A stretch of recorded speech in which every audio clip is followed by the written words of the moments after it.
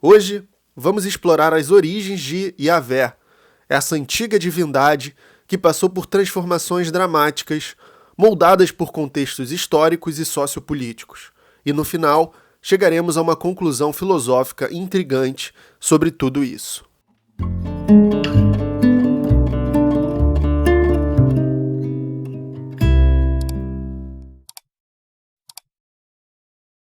Antes de começarmos, se você quiser se aprofundar nos fatos científicos apresentados aqui e conferir as fontes acadêmicas que embasam este conteúdo, leia os livros indicados nos links na descrição. Yud, Rei, Vav, Rei. Essas são as letras hebraicas do nome divino, cuja pronúncia correta permanece um mistério. A língua hebraica, originalmente sem vogais, deixou de utilizar a pronúncia oral do nome divino com o passar do tempo. Mesmo com a introdução de sinalização vocálica na Idade Média, que aliás foi um alívio para mim nas aulas de hebraico no colégio israelita onde eu estudei, não há garantia que a pronúncia indicada esteja correta. Yahvé, será que era assim mesmo?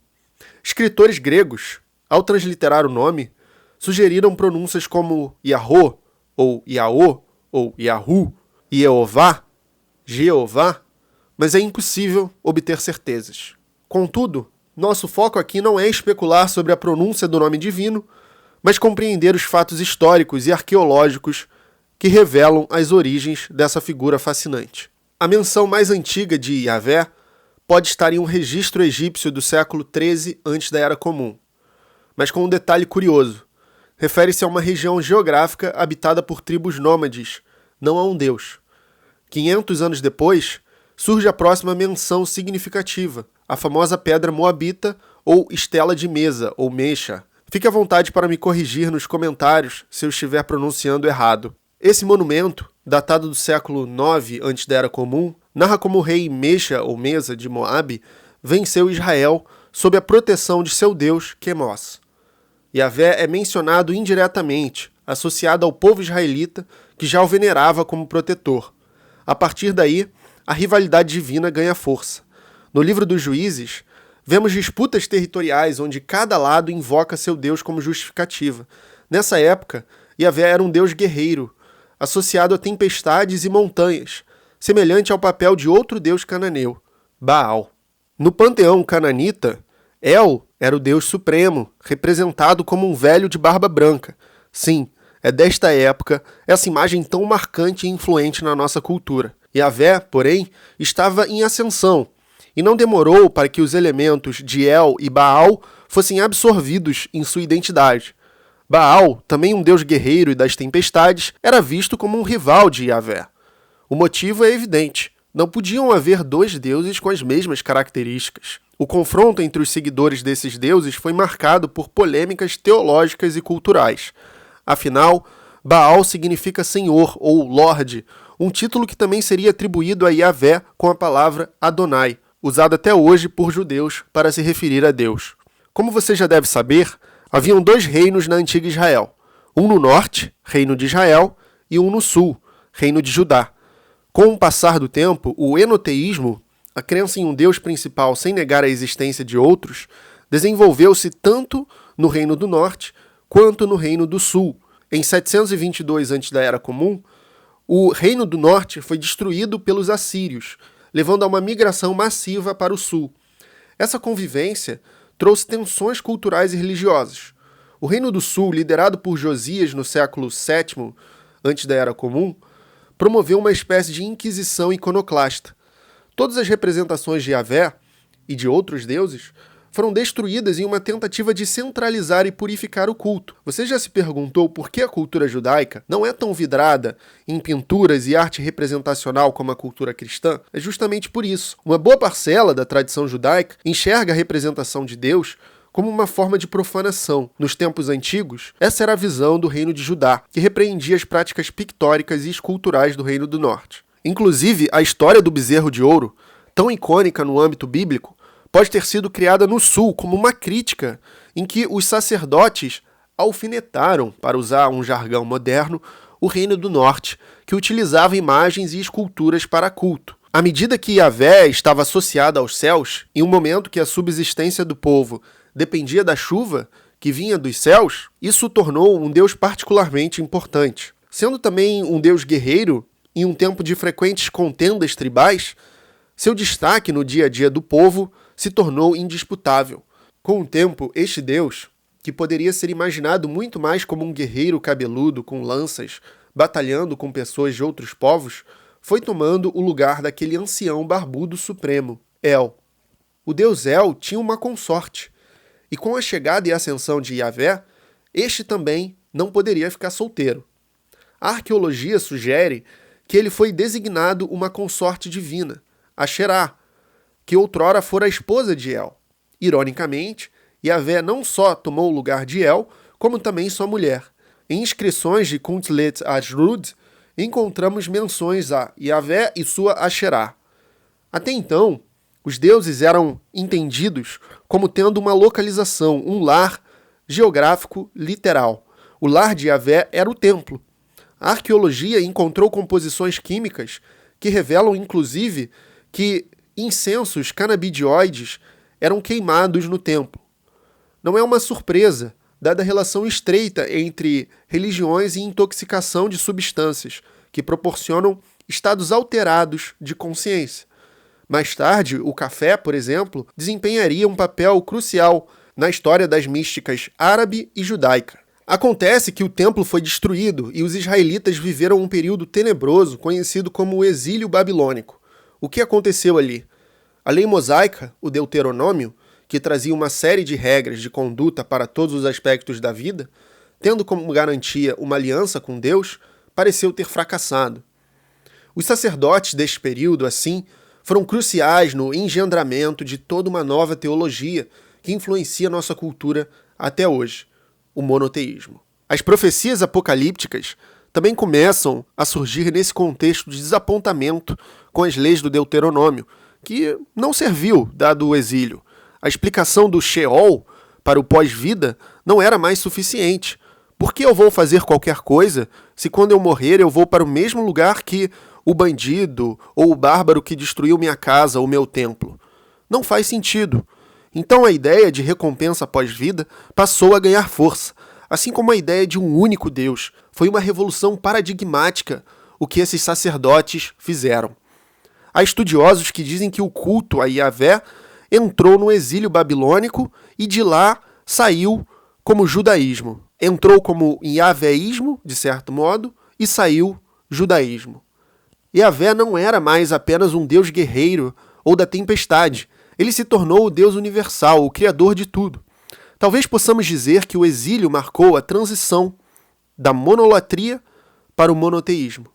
O livro de Isaías, desse período, sugere inclusive que Yahvé não necessitava mais de sacrifícios ou incensos, indicando uma transição para uma abordagem mais espiritualizada da oração. Com o retorno do exílio e a reconstrução do templo em Jerusalém, emergiu o judaísmo rabínico, um sistema religioso mais estruturado e voltado à interpretação das escrituras. Mais tarde, o cristianismo surgiu como um movimento dentro do judaísmo no século I, reinterpretando a figura de Yahvé através da vida e dos ensinamentos de Jesus de Nazaré, um pregador apocalíptico judeu que foi morto após entrar em Jerusalém e ter sido motivo de confusão. A situação foi ficando cada vez mais complexa. Há inclusive historiadores que desafiam até mesmo a existência de Jesus, mas isso é assunto para outro vídeo. O que a maioria dos historiadores e críticos textuais parece dizer é um consenso sobre a existência desse tal Jesus como um pregador apocalíptico do século I, que foi morto após reunir seus seguidores e causar certo alvoroço quando entrou em Jerusalém. A situação foi ficando cada vez mais complexa nas décadas e séculos seguintes, com os escritos de Paulo e os cristianismos primitivos que foram surgindo no seio do judaísmo. Jesus passou por uma apoteose aos olhos dos seus fiéis, com um grupo defendendo que ele era Deus, outros defendendo que ele era um escolhido por Deus, entre demais óticas. No cristianismo primitivo, a visão que seria chamada de gnóstica por seus críticos foi particularmente influente.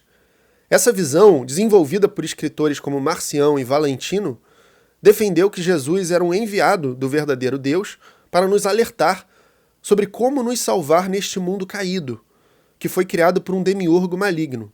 Adivinha quem é esse demiurgo maligno? Justamente Yahvé.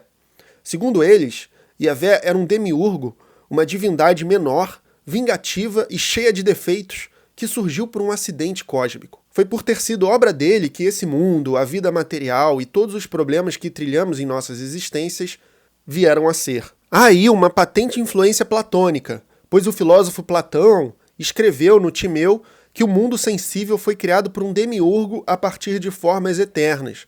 E esse mundo, aos olhos de Platão, é imperfeito e nunca poderá se equiparar às formas eternas.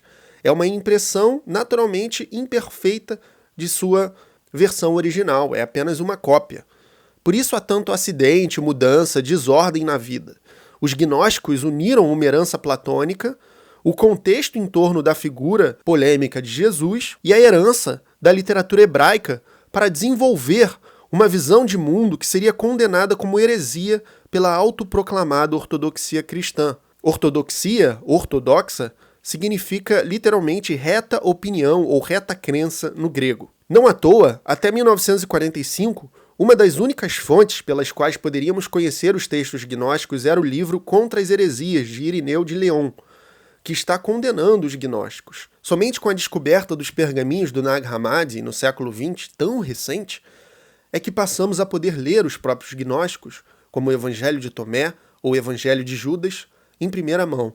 E eles são muito instigantes e vão te deixar atônito quando você ver meus vídeos futuros sobre eles aqui no canal. Continue atento. Apenas como um parênteses, é importante mencionar que Plotino, um dos mais proeminentes escritores neoplatônicos desse período, escreveu também contra os gnósticos, partindo de uma posição de que os gnósticos teriam errado o alvo, perderam a mão na interpretação dos acontecimentos, ao condenarem o mundo de maneira tão exaltante como uma prisão oriunda de um demiurgo maligno. O que aconteceu vocês já sabem. Bart Ehrman narrou muito bem em seus livros, leia-os, veja meus vídeos sobre como Jesus se tornou Deus para o cristianismo aqui no canal. Nos primeiros 3 séculos, os cristãos enfrentaram perseguições periódicas, sendo considerados subversivos por rejeitarem a adoração aos deuses romanos e ao imperador. Contudo, a fé cristã continuou a crescer, atraindo adeptos de diversas classes sociais. Um marco decisivo foi a conversão do imperador Constantino no século IV e o Edito de Milão, que legalizou o cristianismo no Império Romano. A oficialização veio em 380 da Era Comum, com o Edito de Tessalônica, quando o imperador Teodósio I declarou o cristianismo como a religião oficial do Império. Se você quer vencer na história, seja a religião oficial do Império vigente. Esse reconhecimento trouxe poder e influência, mas também fomentou divisões internas. Conciliações doutrinárias, como o Concílio de Nicéia, buscaram unificar crenças e combater heresias, como o arianismo, que questionava a divindade de Jesus. Com o colapso do Império Romano do Ocidente no século V, o cristianismo se adaptou às novas realidades políticas. A Igreja assumiu um papel central na preservação do conhecimento e na estruturação social da Europa medieval, enquanto no Oriente, o cristianismo bizantino florescia. Durante esse período, começaram a se delinear as diferenças que culminaram no Grande Cisma de 1054, separando o cristianismo em Igreja Católica Romana e Igreja Ortodoxa Oriental. Antes disso, contudo, houve ainda uma terceira temporada, digamos assim, para a série de Yahvé. O islamismo, que emergiu no século VII, também incorporou a tradição de Yahvé, tanto de fontes judaicas quanto cristãs, sob o nome de Alá, moldando uma nova visão teológica que influencia bilhões de pessoas até hoje. Maomé, nascido em Meca por volta de 570 da Era Comum, era um comerciante que, aos 40 anos, começou a relatar visões e mensagens divinas que afirmava receber do arcanjo Gabriel. Essas mensagens, posteriormente compiladas no Alcorão, formam o núcleo da teologia islâmica. Alá, no islamismo, é apresentado como o único Deus verdadeiro, transcendente, onipotente e misericordioso. Embora o nome Alá seja simplesmente a palavra árabe para Deus e fosse usado por árabes, cristãos e judeus antes do islamismo, a teologia islâmica oferece distinções claras. Diferentemente da visão cristã de um Deus trinitário ou da concepção judaica, que estava profundamente enraizada em uma aliança histórica e nacional com Israel, o islamismo enfatiza radicalmente a unicidade de Alá. Não há parceiros, filhos ou quaisquer associações humanas a ele. Uma diferença fundamental está na rejeição do islamismo à ideia do Deus encarnado. No Alcorão, Jesus é visto como um profeta, mas não um filho de Deus ou parte da Trindade. Ele é respeitado por seus ensinamentos, mas sua humanidade é sempre destacada. A ênfase é que Alá é absoluto e inatingível por qualquer forma humana de compreensão ou imagem, diferentemente das tradições judaicas e cristãs que, em diferentes graus, antropomorfizaram Deus. A lei islâmica, Sharia, derivada do Alcorão e das tradições de Maomé, integra a crença em Alá à vida cotidiana de maneira sistemática, regulando aspectos espirituais, éticos, jurídicos e sociais das pessoas. Na religião islâmica, as visões tradicionalistas são muito expressivas, muito poderosas e militarizadas, que levam ao pé da letra muitos dos ensinamentos presentes em seu livro sagrado, o que é motivo de tensão constante com a ética secular do mundo contemporâneo, advinda do iluminismo. As contingências históricas que transformaram um deus guerreiro cananeu no único deus de 3 grandes religiões continua a me intrigar. Que conclusões filosóficas podemos tirar de toda essa aventura milenar? Ao meu ver, é um lembrete constante de como as crenças humanas são moldadas por eventos políticos, culturais e sociais, deixando marcas indeléveis na história da humanidade e sobre como a motivação política para diferentes teologias nunca poderá ser oculta. Supondo que Yahvé seja mesmo o criador do universo, essa história bizarra foi a melhor maneira que ele encontrou de revelar a sua verdade e a sua vontade divina? Ele precisa primeiro se insinuar timidamente como um deus guerreiro, bárbaro e bastante local, para paulatinamente e de modo bem contingente ir ganhando destaque e dar origem a 3 cosmovisões bem divididas entre si, sem qualquer compromisso com clareza e resolução sobre questões éticas? Como a minha base é a filosofia, o meu trabalho é buscar a explicação mais plausível a partir das evidências disponíveis. Sendo assim, por um argumento abdutivo, que infere a partir da melhor explicação de que Yahvé não é nem nunca foi Deus, como mais plausível do que aquilo que essas religiões nos contam. As evidências históricas são bastante expressivas nesse sentido. Os registros mais antigos mostram Yahvé como um deus guerreiro associado a tribos específicas e a uma região geográfica. Sua transformação para uma figura única, transcendente e criadora de todo o universo pode ser explicada por contextos políticos, sociais e religiosos que moldaram a história de Israel, como o exílio babilônico, o monoteísmo e a influência de conquistas culturais e imperiais. Essa visão é baseada em dados concretos, como inscrições antigas, análises literárias dos textos bíblicos e descobertas arqueológicas. A visão contrária de que Yahvé é Deus só tem como base a fé. Além disso, a abordagem que adotei explica as aparentes contradições e evoluções na representação de Yahvé ao longo do tempo, como sua associação inicial com tempestades e guerras e, mais tarde, sua reinvenção como um deus ético e universal, muito diferente do que ele parece comandar nos livros que compõem a Torá. A melhor explicação, sob minha ótica, é que toda essa história é meramente humana.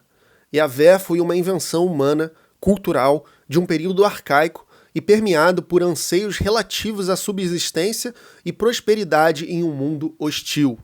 O mal, em suas diferentes matizes, a fome, a mortalidade precoce, doenças, catástrofes naturais, guerras e traições, tudo isso, ironicamente ou não, nos faz entender por que os gnósticos viram o mundo como uma criação de um Deus maligno, do qual precisaríamos ser salvos. E apenas arrebatando o ensinamento, uma sabedoria, uma gnose divina, nós conseguiríamos salvar nossa alma e nos libertar dessa prisão. A visão do gnosticismo lida melhor com o problema do mal do que o cristianismo tradicional, muito embora levante uma série de outros problemas que este não enfrenta. A questão da ecologia, por exemplo, estaria muito pior se tratássemos o planeta segundo a visão gnóstica, mas eu já divago. O contra-argumento de que Deus precisou ir ensinando a humanidade aos poucos, de acordo com a capacidade humana em cada período histórico, é muito fraco. É mais uma vez o apelo ao mistério para justificar as incoerências de uma visão religiosa. É um malabarismo para escusar Yahvé da defesa da escravidão, do genocídio, da homofobia e do estupro, presentes em Deuteronômio e Levítico, por exemplo. É muito mais plausível pensar que tudo isso é tão somente produto de seres humanos de um tempo arcaico, com uma mentalidade correspondente à sua época. Eu não sou dono da verdade. Você pode discordar, mas pergunte-se: será que você não está fazendo isso para defender uma crença que você aprendeu a vida inteira e que estrutura a sua vida? Neste caso, assista este meu outro vídeo para entender como as crenças funcionam em nosso cérebro e por que a maioria das pessoas crê mais pela utilidade de uma crença do que por sua veracidade. Se você ficou até aqui, é porque você gostou do vídeo ou teve a curiosidade de acompanhar minha exposição. Talvez concorde comigo que isso já vale o seu like, um comentário para dar engajamento e, quem sabe, o compartilhamento do vídeo para algumas pessoas do seu ciclo social. Eu vou ficando por aqui. Obrigado por assistir e siga curioso. A verdade começa na dúvida.